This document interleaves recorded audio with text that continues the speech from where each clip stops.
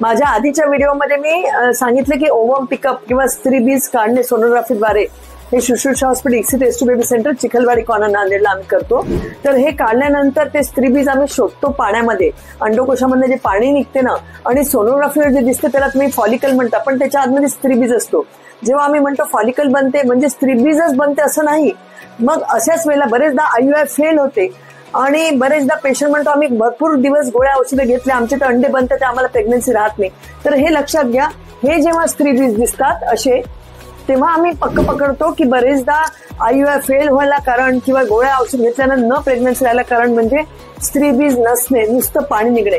पण आता या पेशंटमध्ये AMH किंवा स्त्रीबीज बनण्याची कॅपॅसिटी कमी होती, तरी पण तिचे आम्हाला 10 ते 12 स्त्रीबीज मिळाले।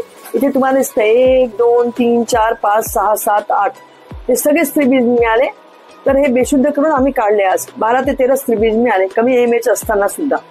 तर त्याच अनुषंगाने मी म्हणते IUI जेव्हा फेल होते आणि तुमची स्त्रीबीज बनायची कॅपॅसिटी कमी असते, तर हे काढल्यावरच खरं कळते की स्त्रीबीज आहेत की नाही त्या पाण्यात। त्याच्यामुळे ज्यांचं IUI फेल होते किंवा रुटीन गोळ्यांनी राहत नाहीये किंवा नॅचरल प्रेग्नन्सी राहत नाही, तर त्यांनी जरूर IVF करावं एक कालावधी गेल्यानंतर, जेणेकरून की आपल्याला कळेल की आपले स्त्रीबीज आहेत की नाही आणि नॉर्मल आहेत की नाही। धन्यवाद।